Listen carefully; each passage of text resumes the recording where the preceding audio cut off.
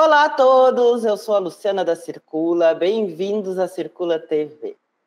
Hoje eu tenho o prazer de receber a Dalva Maria Soares, uma escritora que está lá em Minas, não está aqui pertinho, está lá longe, e vem para conversar e lançar o livro dela aqui na Circula, na Feira Fora da Feira.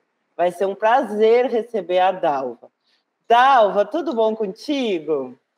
Oi, Lu, prazer é meu de estar aqui conversando com você, tudo bem? Tudo jóia. Então, a Dalva escreve crônicas.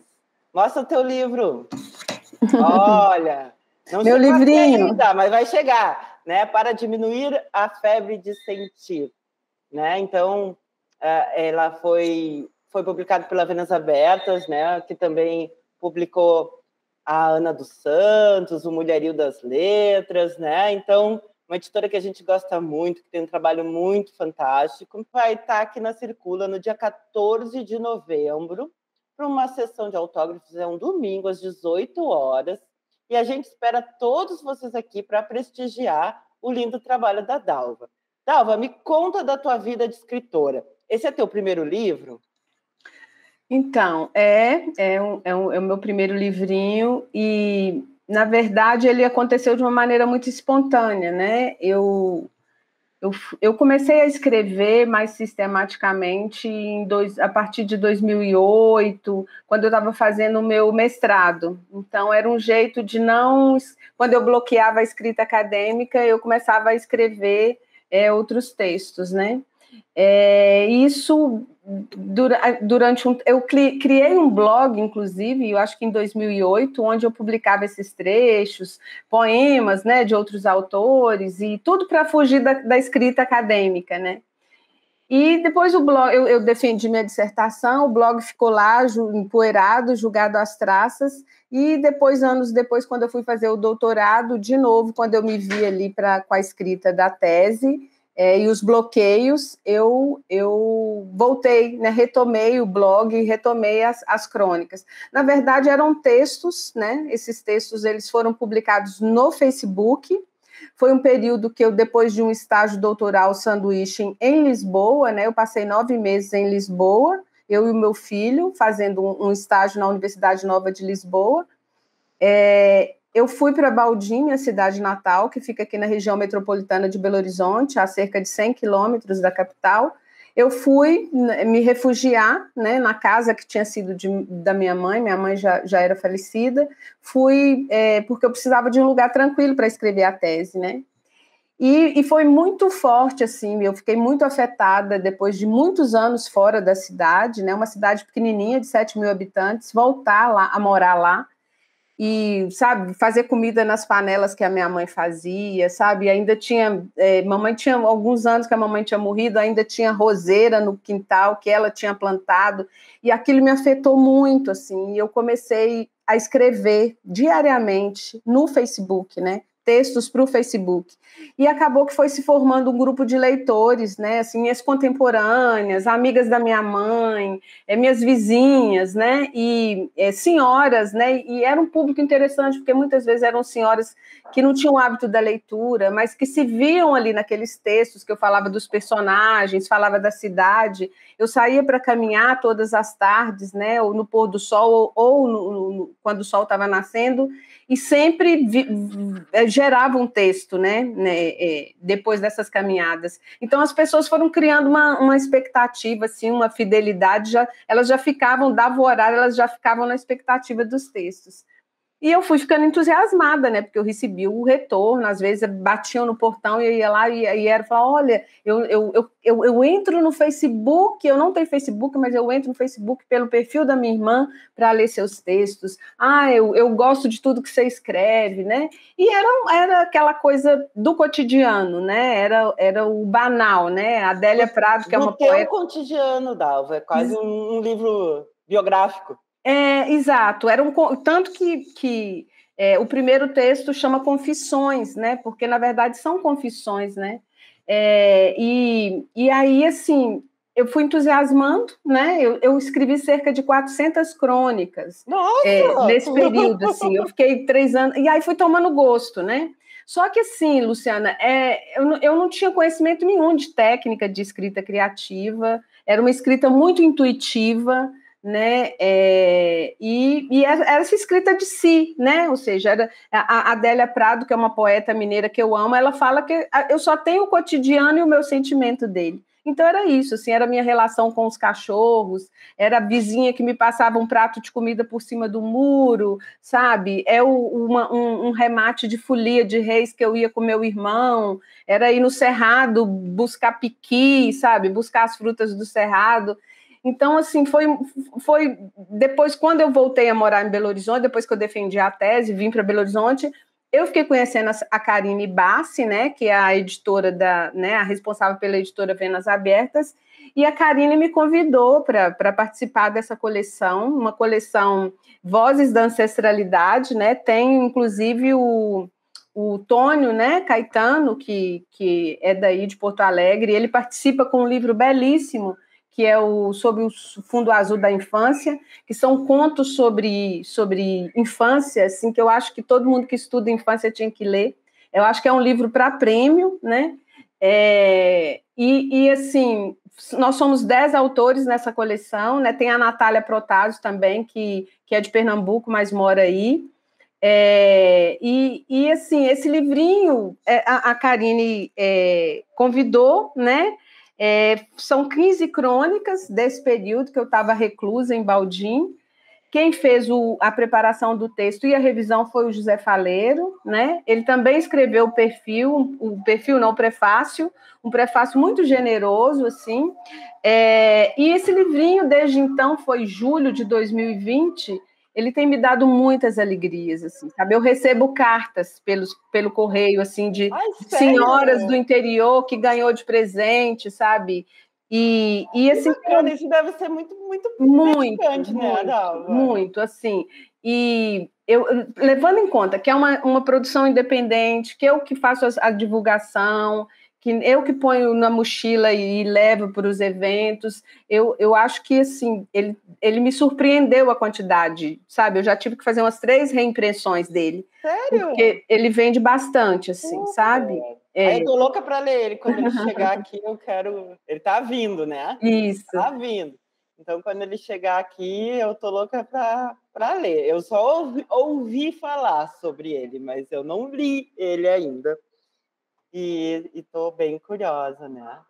Que bacana. Então, te deu uma nostalgia de voltar para a cidade. Sim, sim. E assim, tem algumas questões muito duras, assim, né, de textos que eu consegui elaborar, né, assim, fala de violência doméstica, e é interessante porque esses textos de violência doméstica, inclusive, eles estão sendo trabalhados no curso de magistratura, né, da Associação de Juristas do Rio Grande do Sul. Eu achei muito interessante porque uma pessoa que comprou deu de presente para uma juíza que trabalha com violência doméstica, e que aí começou a trabalhar com as mulheres que ela atende, né? E eu falei, velho, eu nunca imaginei que um texto que eu escrevi lá na cozinha, né, de Baldim, fosse ser trabalhado num curso para magistrados, né? Várias advogadas que trabalham com a vara da família já entraram em contato comigo também, compraram vários exemplares, deixam no consultório, no escritório, né, para presentear essas mulheres, muitas mulheres em processo de separação, né? Tem uma crônica que eu falo de um processo meu de separação que demorou, eu levei anos para estar pronta, né? Então, assim, mesmo tendo sofrido violência doméstica, que não é uma coisa que você consegue, né? Um processo de separação é um processo, às vezes, leva anos de você se convencendo, né? Então, esse livrinho, ele me trouxe muitas alegrias, assim, professoras usam, né? Eu conto da minha experiência, da minha relação com meu filho, né? E aí, assim, das experiências que eu vivi com meu irmão, que na época também estava recém-separado, e aí a gente dividiu a casa em Baldim, a gente viveu muitas aventuras pelo Cerrado, né? Assim, é essa coisa, é esse cotidiano banal, né? E o meu sentimento em relação a esse cotidiano. Banal e poético, né? Banal e que traz muita inspiração, né? Acho que quando a gente encontra... Quando a gente ressoa com aquilo que a gente está lendo, a gente tem um significado maior nesses textos, né? Acho que é bem importante, assim, os livros que marcam são aqueles que a gente se identifica, né? Com aquilo que a gente consegue ancorar naquele sentimento e ter uma empatia, né? E entender o que se passa na cabeça do escritor. Sim. Que bacana. E eu falo também muito da minha mãe, né? Que assim é uma referência. Eu falo que minha mãe era uma trabalhadora rural que não foi alfabetizada, mas eu falo que ela foi a primeira feminista que eu conheci, né? Porque ela era muito assim, não um feminismo teorizado, mas aquele feminismo orgânico, né? De uma mulher muito afrontosa que não se submetia, né? E então, assim, tem textos em homenagem a ela, em homenagem à Dona Geralda, que era uma vizinha muito querida, ainda, está lá, né, ainda com quase 90 anos, mas né, com todo o vigor, uma senhora que construiu a casa com as próprias mãos, né, que construiu o adobe, que buscou bosta de boi nas fazendas para fazer a liga, para fazer a argamassa. Então, assim, eu faço uma espécie de homenagem a essas mulheres comuns, né, que, como a Adélia Prado diz também, não tem o nome livro, mas que sustenta os pilares do mundo, né? Então, assim, e normalmente as pessoas, né, que têm uma origem rural acabam se identificando, né, com esses textos, e eu tenho recebido um retorno muito, muito legal, assim. Aí meio que serviu como porque eu sempre me defini como uma cronista de Facebook, né? E ter um livrinho assim com ISBN, né? Isso dá uma legitimidade assim, né? Mas eu falo que eu não tenho aquela autoestima que Carolina Maria de Jesus, por exemplo, tem, né? Que ela tinha, né? E ela sempre se definiu como escritora, né? Eu estou num processo ainda de convencimento, porque esse lugar ele não foi historicamente reservado para pessoas como eu. Né? Quando eu vou, por exemplo, colocar meus livros no correio, várias vezes já me perguntaram se eu trabalho num sebo, ou se eu mando algum recado para o meu chefe, para o meu patrão, né? Porque eu não tenho cara de escritora, né? Eu falo que eu brinco que eu tenho a cara da tia do cafezinho, né? Ai, capaz, não. Não, sim, sim. Então, assim, mas foi meio que um rito de passagem, assim, mas eu ainda estou num processo de convencimento, sabe? De que essa coisa de que esse conceito de literatura ele precisa ser realmente ampliado, né? Então a literatura ela é meio que colocada num altar, né? Num lugar como se fosse para poucas pessoas, só pessoas muito iluminadas podem escrever. E o que o meu livrinho me mostrou é que as minhas histórias importam, né? E que quando eu falo da minha aldeia, eu acabo falando do universal, né? Porque quando eu conto da minha experiência de violência doméstica, eu acabo comunicando com outras mulheres, né? E é muito, muito mais comum do que a gente imagina, né? A quantidade de retorno que eu tive de mulheres de todas as classes sociais me contando das experiências que também sofreram, né? Então, eu fico falando, gente, a gente precisa conversar sobre isso. Eu estava lendo o livro da Carola Saavedra, aquele de pequenos ensaios, né? Uhum. O Mundo Desdobrável. Sim. E tem um texto lá maravilhoso. Aliás, eu comprei esse livro por causa desse texto, né? Que ela comenta que já se falaram que todas as histórias já foram contadas. E aí ela vai e pergunta, fala, será? Já falaram todas as histórias sobre menstruação?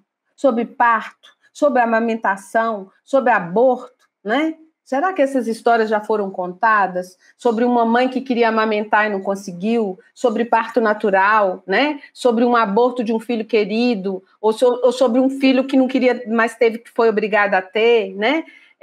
E aí eu fico pensando nisso, assim, né? De como que a gente precisa contar as nossas histórias, né? Como que ainda tem muito para se falar, né? E eu acho que esse livrinho meio que serviu como um rito de passagem, assim.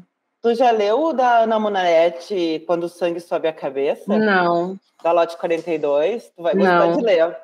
Fala também um pouco dessa perspectiva da mulher, né? Tu estava falando, lá tem uma história de parto, lá tem a história da primeira menstruação. É um livro muito, muito bom, né? Sim. Esse livro da A Ana Monerti é cineasta, né? E ela escreveu esse livro de contos, que também é um livro que me marcou bastante também. Achei um livro que ressoou comigo, né? Sim.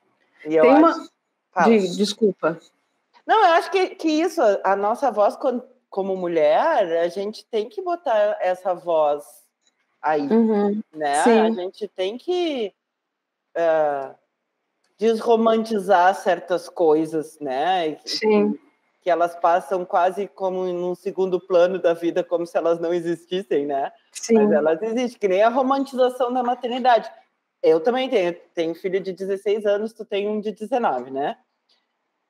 É tudo muito lindo, né? Que fala assim, a maternidade, a luz, o amor. Claro que tem tudo isso. Sim. Mas também tem não conseguir tirar o pijama, Uhum. não conseguir organizar a casa, não conseguir dormir, Sim. não conseguir fazer que o filho coma direito. Tem tudo isso também, Sim. que ninguém te conta. Sim. Né? Tu só Sim. descobre depois que o filho nasce. Ninguém te prepara para esse lado.